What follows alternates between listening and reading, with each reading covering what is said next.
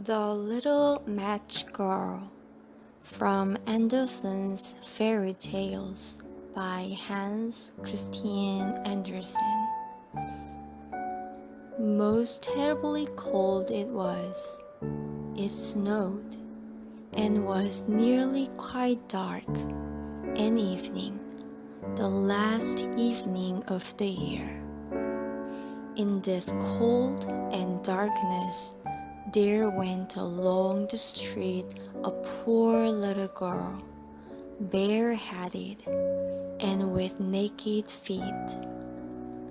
When she left home, she had slippers on, it is true. But what was the good of that? They were very large slippers, which her mother had hitherto worn.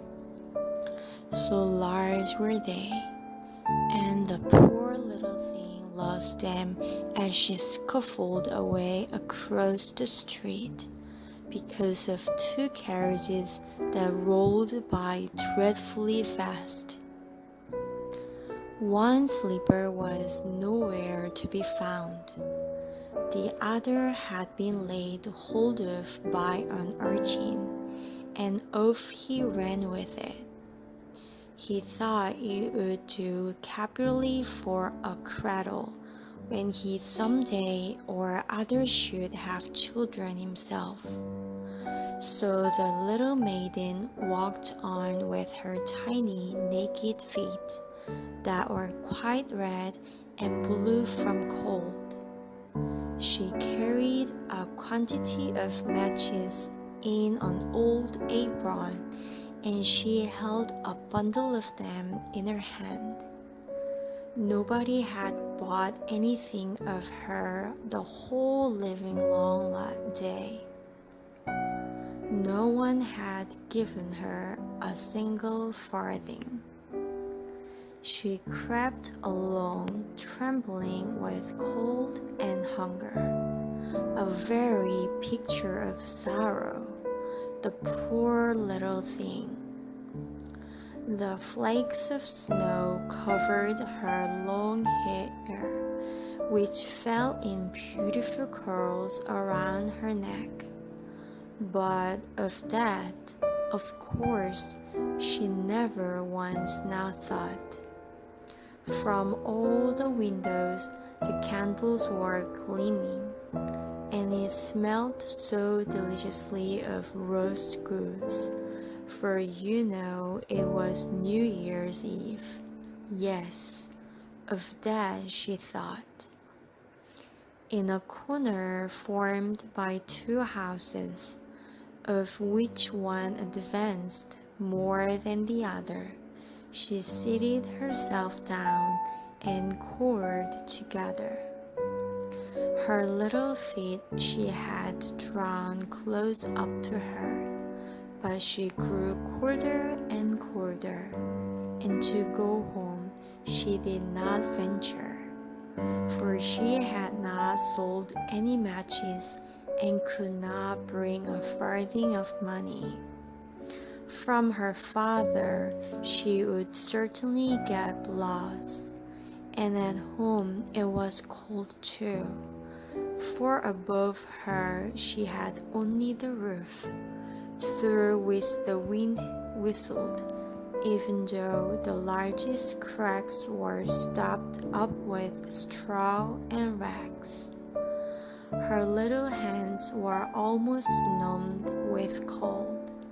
Oh, a match might afford her a world of comfort, if she only dared take a single one out of the bundle, draw it against the wall, and warm her fingers by it.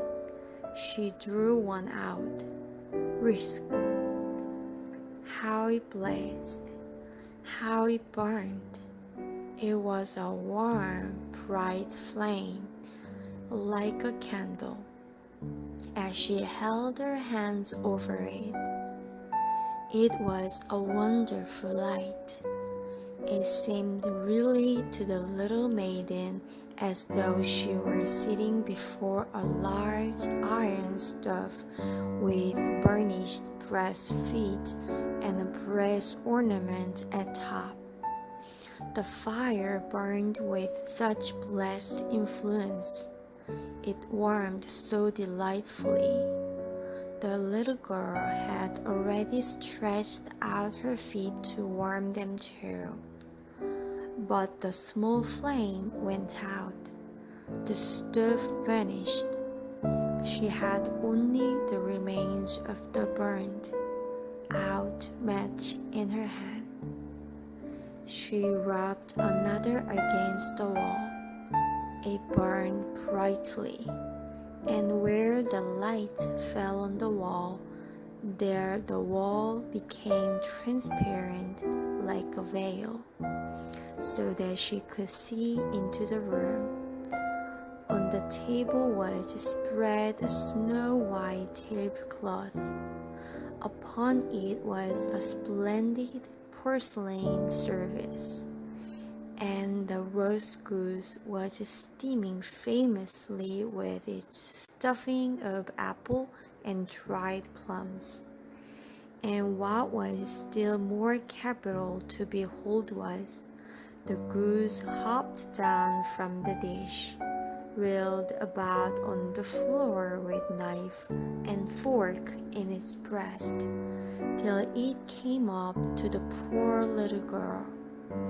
When the match went out, and nothing but the thick, cold, damp wood was left behind, she lighted another match.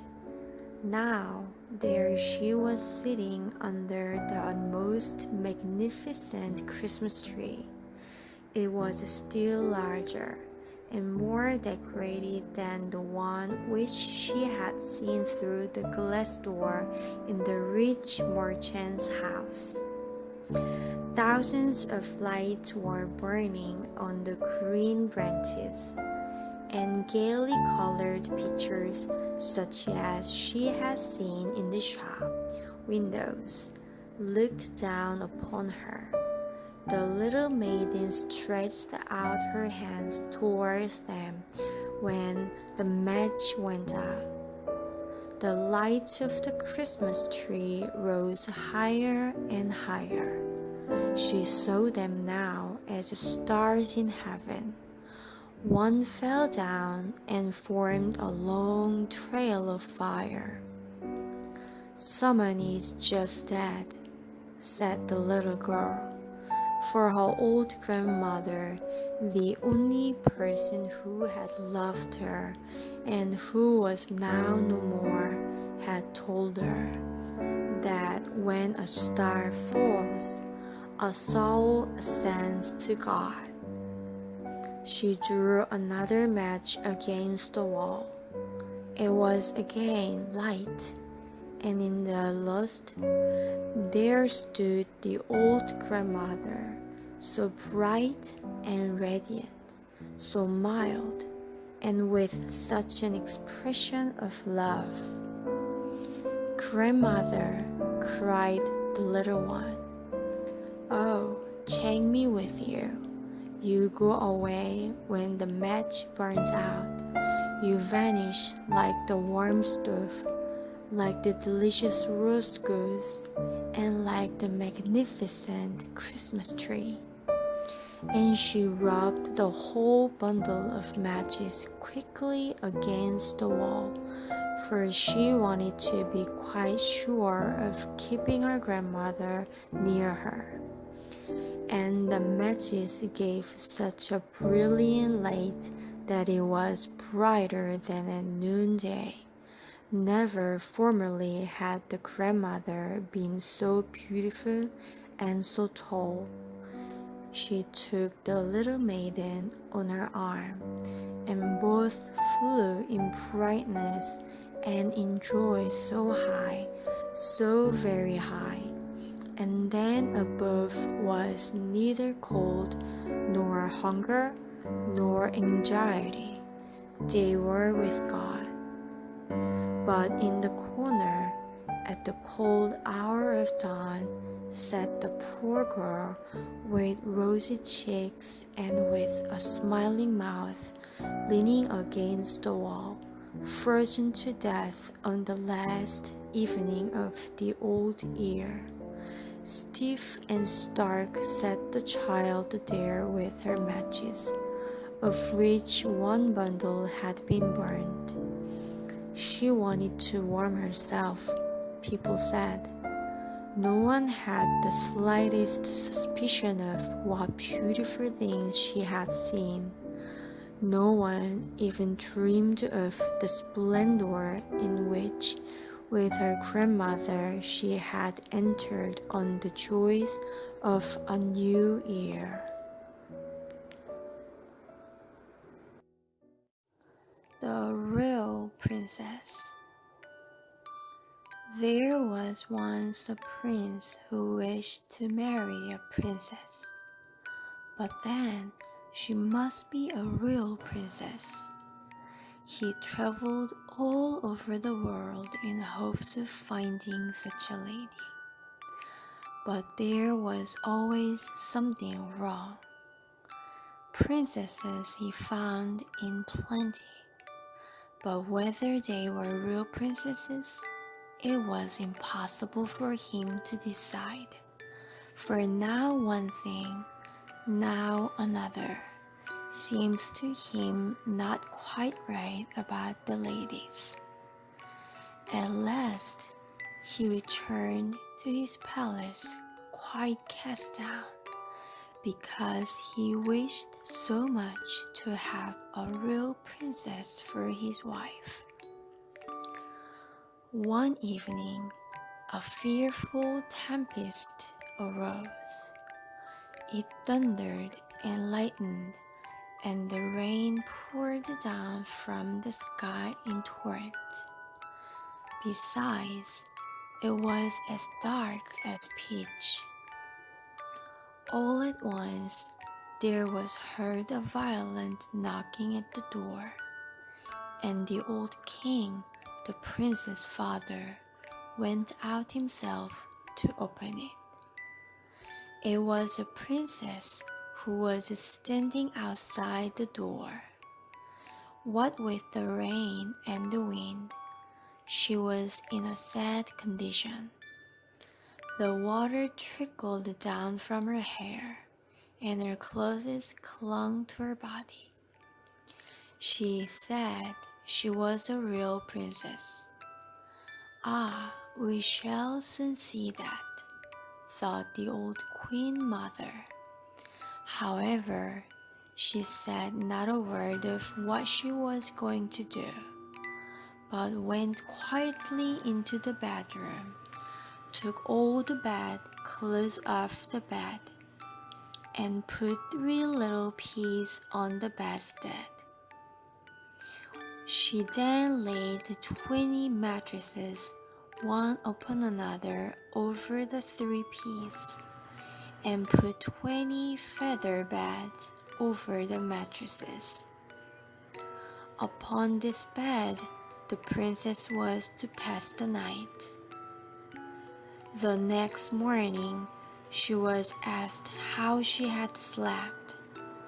"Oh, very badly indeed," she replied. "I have scarcely closed my eyes the whole night through. I do not know what was in my bed, but I had something hard under me, and am all over black and blue. It has hurt me so much." Now it was plain that the lady must be a real princess, since she had been able to fill the 3 little peas through the 20 mattresses and 20 feather beds. None but a real princess could have had such a delicate sense of feeling. The prince accordingly made her his wife, being now convinced that he had found a real princess. The 3 peas were, however, put into the cabinet of curiosities, where they are still to be seen provided they are not lost. Wasn't this a lady of real delicacy?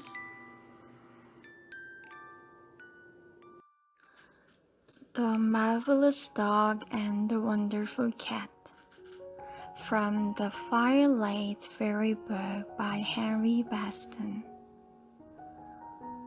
Once upon a time, there was an old enchanter who taught magic and enchantment to the younger fairies. Year after year, and morning after morning, he was to be found at his schoolroom in the fairies' college, standing between his desk and a blackboard, now writing down the spell for turning noses into turnips, now changing sunflower seeds into pearls before the very eyes of his pupils. The old enchanter liked this life of quiet and study, and doubtless would have been teaching in fairyland to this very day, had he not been so unfortunate as to quarrel with the terrible sorcerer Zedog, who was then Lord High Chancellor of the Fairies' College. I have forgotten exactly what the quarrel was about, but I think that it had to do with the best spell for causing castles to fall to pieces in an instant. At any rate, Zedog, who considered himself quite the most wonderful enchanter in fairyland, was furious at being opposed, and told the old enchanter very angrily that he was not to have his classes anymore and must leave the college at once. So the poor old gentleman packed up his magic books, put his enchanter's wand into its silver case, and went to the country one pleasant day in search of a house. Thanks to the advice of a friendly chimney swift, it did not take him long to find one. The dwelling was the property of the fairy Jukeba. It stood just off the high road, close by a lane of great oaks whose shiny, fringed leaves glistened in the hot noonday sun. It had a high roof with sides steep as mountain slopes, and one great chimney, and its second story thrust itself out over the first in the old-fashioned way. Green fields, little hills, and pleasant meadows in which red and white cows were grazing lay behind the dwelling. Seeing the front door wide open, the enchanter walked in. It was very quiet. Only the faraway clingle-clangle of a cowbell could he heard. "Here shall I live," said the enchanter, and he brought his possessions to the house. Now, one autumnal morning, when a blue haze hung over the lonely fields from which the reapers had departed, and the golden leaves were wet underfoot, the old enchanter went for a walk down the lane, and finding the day agreeable, kept on until he found himself in the woods. Arriving at the crest of a little hill in the woodland, he saw below him, almost at the foot of the slope, a cartry man with a white puppy and a black kitten following at his heels. The little dog barked merrily out of pure high spirits, whilst The kitten reaped and struck with its tiny paws at the passing white butterflies. As the old enchanter approached the countryman, he happened to hear him say to the animals, "Alas, my poor innocents, what a pity that I should have to abandon you." "What's that?" said the enchanter, halting the countryman. "You intend to abandon these helpless creatures?" "Alas, I must," replied the countryman, pulling a large blue bandana handkerchief from his pocket and applying it to the corners of his eyes.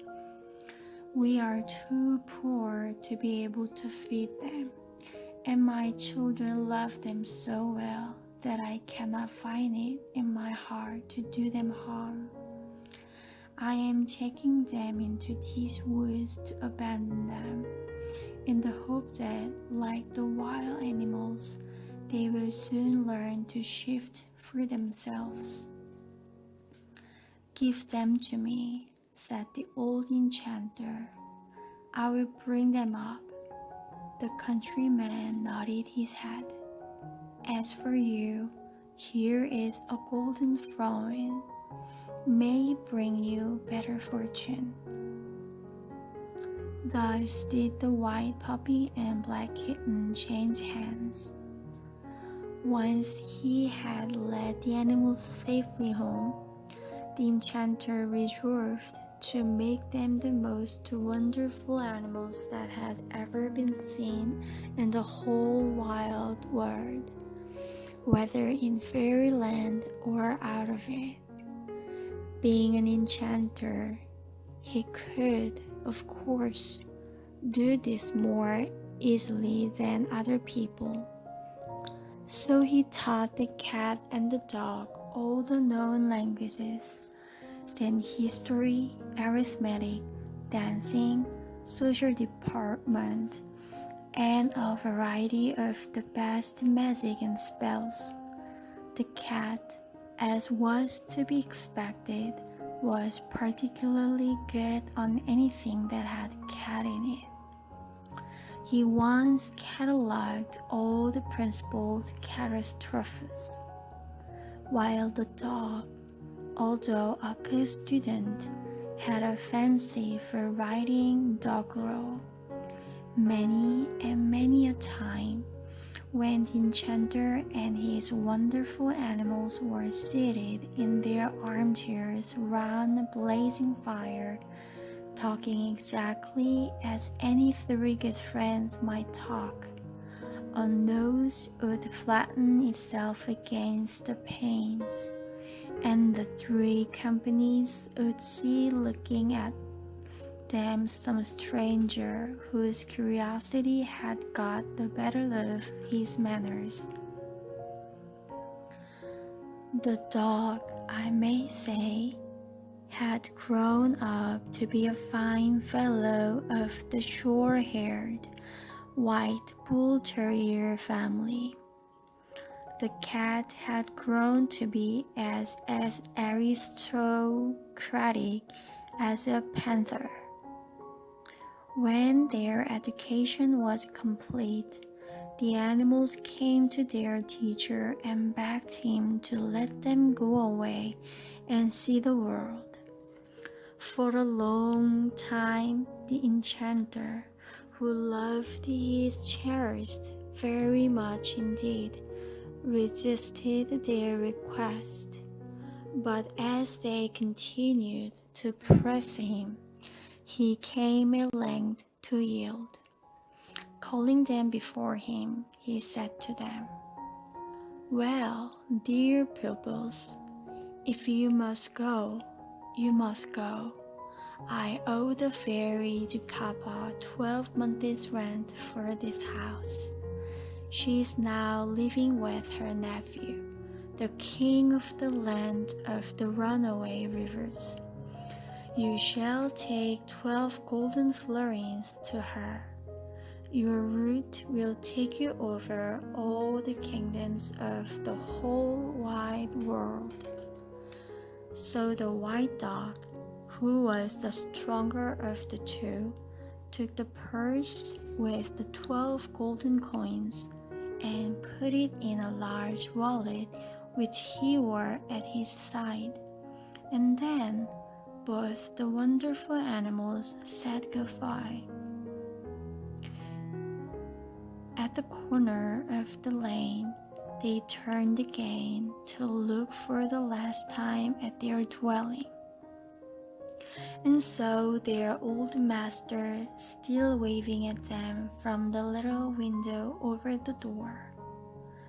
Then they fared over the hills and far away. So wise, so well-bred, and good-tempered were these wonderful animals that their journey across the world was a great success from the beginning. Their fame spread from kingdom to kingdom like wildfire. The universities, colleges, and other learned societies fought with each other for the privilege of entertaining these distinguished students. To this very day, the address was the cat made on catapults and cataplasms. Before the professors of the University of Segessa is remembered as one of the great events of the time, while the dog's address on dogma before the assembled scholars of the Royal Academy of Fairyland was printed in a special book bound in gold leaf and lapis leather. Both the cat and the dog were awarded countless honorary decorations. And so, little by little, they came to a hilly land in which all the streams raced pell-mell to the sea, and there they knew themselves to be in the kingdom of the runaway rivers. A 3 days' journey brought them to the royal castle. Arriving in the twilight, they were somewhat surprised to find a number of torchbearers waiting for them in the castle courtyard. With great respect, these attendants conducted the cat and the dog into a little anteroom, and then retired, leaving them alone. A few minutes later, a very old woman, who the animals noticed was stone blind, came to take them before the king. "How strange," whispered the cat in its rather meowy voice. "Very," whispered back the dog in his deeper tone. Having opened, one after the other, 3 great doors with 3 different iron keys, the old woman, guiding herself by touching the wall with her hand, led the animals into a long, dark corridor. The cat, who could see quite well in the dark, did not mind this, but the dog was not particularly pleased. The echoes of the old woman's boots were rolling along in the hollow darkness. The dog could hear his heartbeat, and saw his black companion's eyes glowing like pools of flame.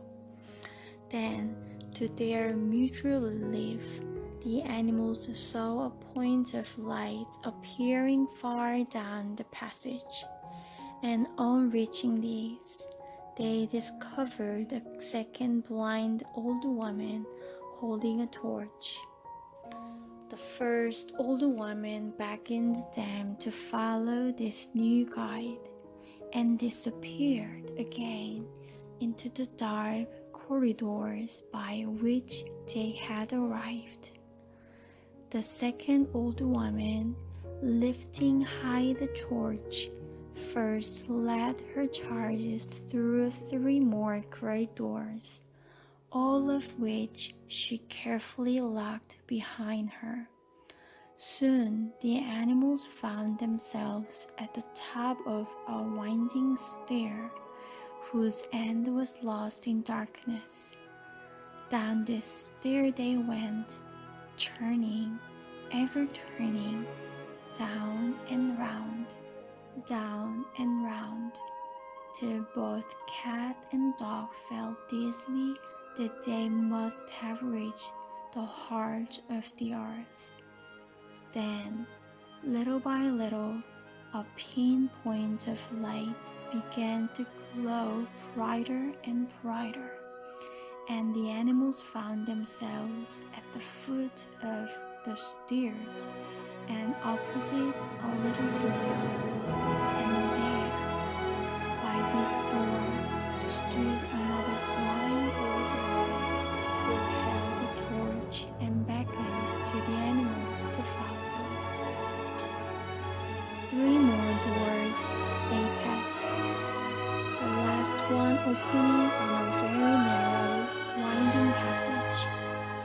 In and out they turned, walking one behind the other for a time that seemed very, very long.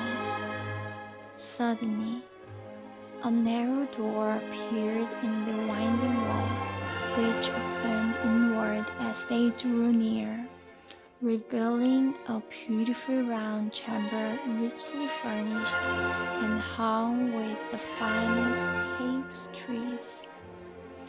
Beside the fireplace, in which a wood fire was cheerily burning, sat a gray-haired lady, who was no other than the fairy Jocapa, and in the center of the room, reading a great book by the light of many candles, sat a young man, the king.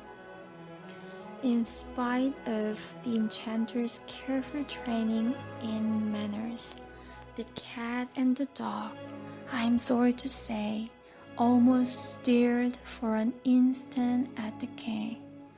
Small wonder that they did so, for the unfortunate young man lay under a horrible spell, and his face and hands were not pink or white or sun-brown like yours or mine, but bright green, like a parrot's wing. "Welcome, O wonderful animals," said the enchanted king. "Your fame has gone before you into every land, and it is said that there is no question you cannot answer. Listen, then, to my story, and help me if you can. You see me before you, hideously changed. Until you entered here, an instant passed. No eyes but those of my aunt had beheld my horrible countenance. It was she who caused this enchanted chamber to appear in the heart of the foundations of my castle, and in this chamber I have hidden since the terrible hour when the spell was put upon me. My subjects only know that I am still alive. The Lord Chancellor rules the kingdom in my stead. But hearken to my story.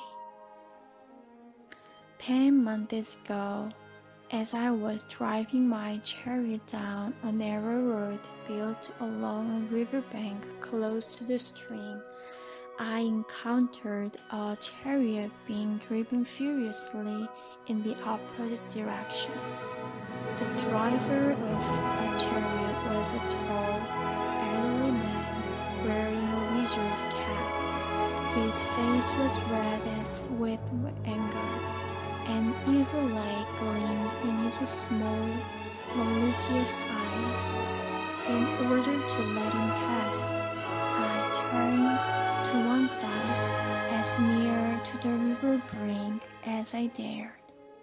But the space was too narrow. Our chariots locked wheels, and his was overthrown. Turning upon me a face aflame with hatred, he cried out, "I will teach you what it is to offend the enchanter Zidong." And an instant later, the wizard himself, the struggling horses, and the overturned chariot disappeared in a rumble of thunder and a great flash of flame. I turned homeward, never noticing that anything had happened to me. As I chanced to pass a roadside cottage, a little child playing about saw me and ran, screaming for fear, to the door. A little farther on, I stopped to drink of a spring. Judge of my horror when I leaned over the clear pool of water and saw that my face had turned a bright green.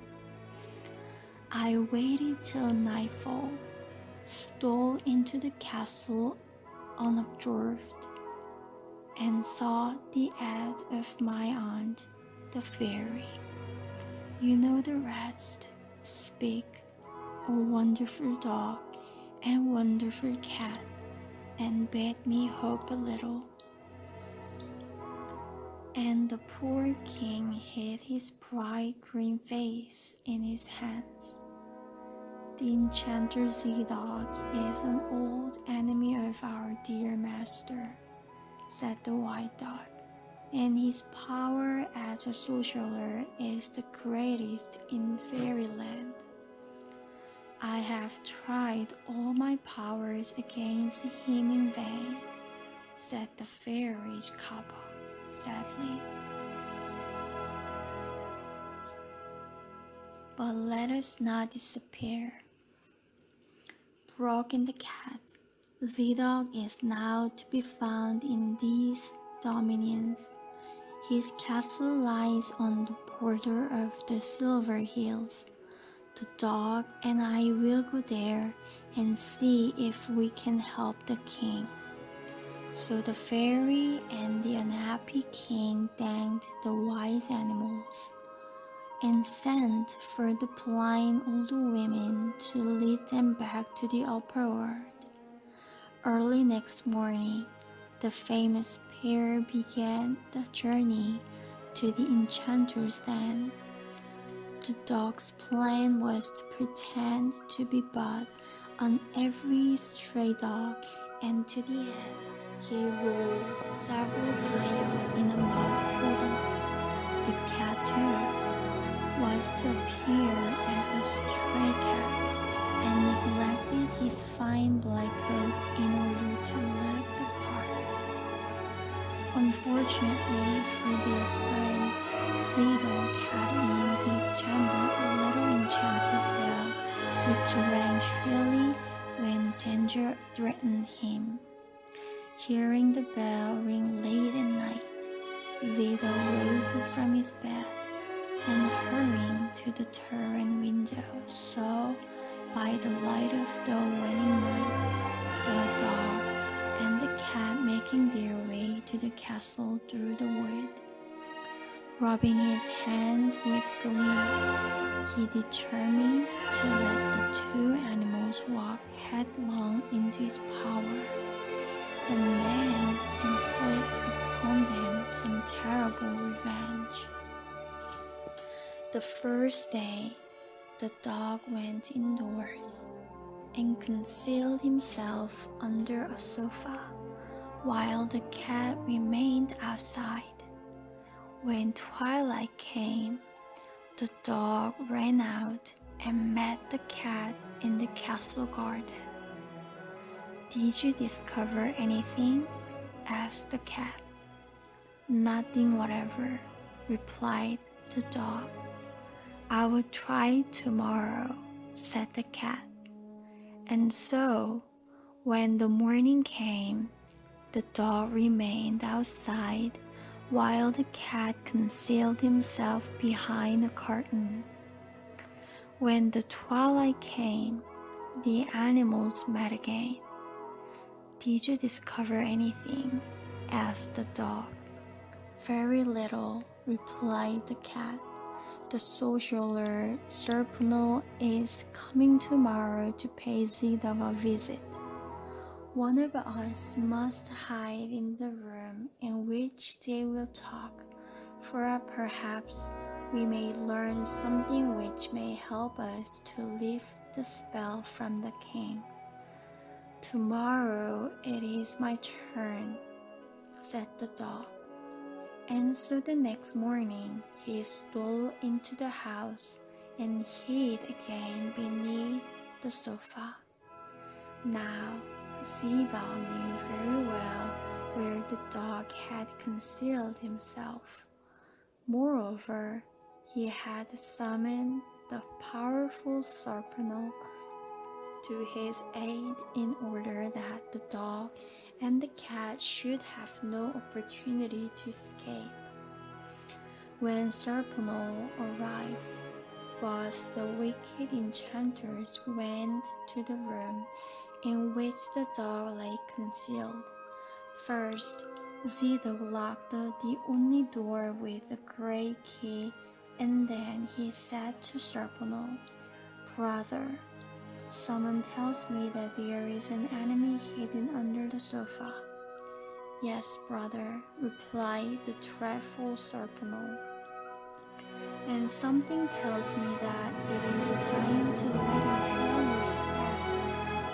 Now Zidog had an enchanted staff whose glories were more, and knowing this, the poor dog, who was trapped between the wall and the two sorcerers, grew cold with fear to the tip of his right eye.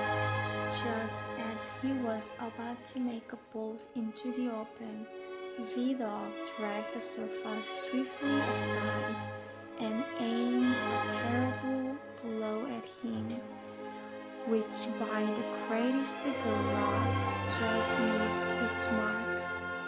He then ran out into the room, pursued by the sorcerers, who little by little forced him toward the corner.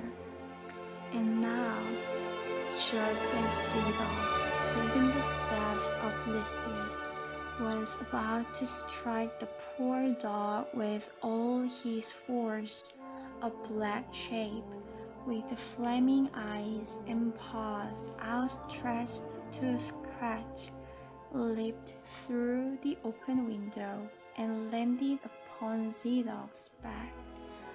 It was the brave cat, who had heard the phrases from his hiding place below and had clawed his way up the castle wall to help his friend.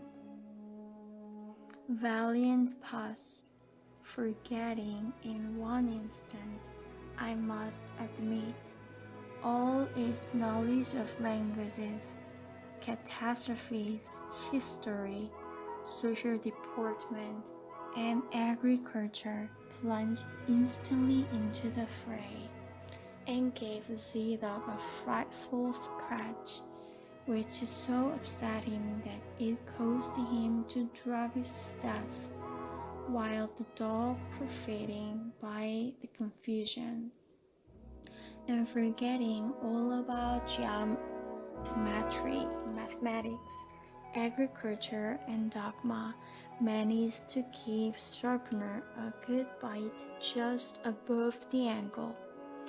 The wily Z-Dog, however, was not to be so easily thwarted. Uttering a magic word, he caused the room to be filled with darkness, and in the cover of his darkness, he transformed himself instantly into a black cat exactly like the learned cat, while Spooner changed himself into a white dog exactly like the learned dog. At the same moment, he caused the locked door to fly open. Now, thought he, I will cause the cat to follow the wrong white dog, and the dog to follow the wrong cat. We shall thus separate the animals, and when we have lured them far away from each other, Serpentine and I will resume our true forms and destroy these meddlesome creatures. When the darkness cleared, the hearts of the true animals fell for fear lest the sorcerer's ruse be successful, but they met the challenge readily, and instead of fleeing, stood their ground, the true dog battling with the false dog, the real cat with the false cat. Never was such a hullabaloo heard in fairyland. Then, seeing that he was in danger of being badly scratched, Z-Dog brought on another darkness. The floor of the castle shook. A noise as of thunder roared and rattled through the room. When the darkness ended, both the enchanters had been separated, and the cats were confused. The real dog was chasing the real cat, thinking that he was following Z-Dog, while Serpentine, who had been the false white dog, was pursuing Z-Dog, who had been the false black cat. Down the stairs, over the terraces and the gardens ran the true dog, pursuing the true cat, while indoors, up and down through the rooms and over the furniture, raced the false animals. The poor cat, thinking he was being pursued by the wrong dog, grew short of breath, and hearing the snapping at his heels, ran up a convenient tree. Hardly had he reached a point above the dog's jaws when a voice said, "Why, my pupils, what a way to behave! Stop your quarreling this instant." The animals turned to look, and saw their master, the old enchanter. He had been worried by their long absence and had gone forth to look for them. Thus, at the same moment that the poor dog saw that he had been pursuing his friend, the cat saw that he had been escaping from his comrade. Suddenly, a noise from the castle arrested their attention, and looking up, also through the windows, the false dog pursuing the false cat down the hall of state. Now, if you remember the first part of the story, you will recall that Z-Dog quarreled with the old enchanter over the right spell for destroying castles. A triumphant smile shone on the lips of the old teacher.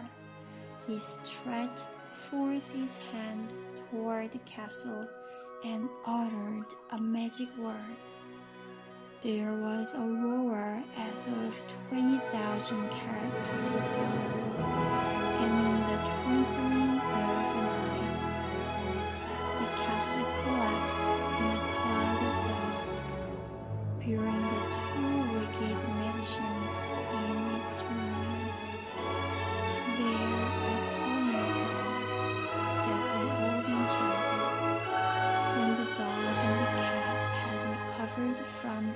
events of the day, the three friends began their journey back to the palace of the enchanted king.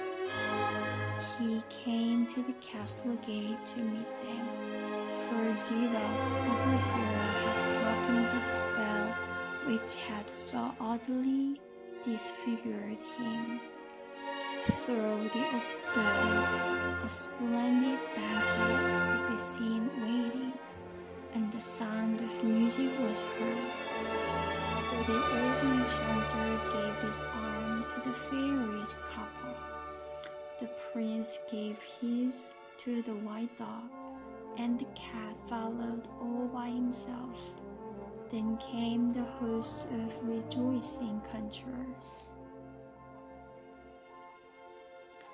When the festival was over, the enchanter and the wonderful animals went back, loaded with royal gifts, to their own little house and lived happily there to a good old age.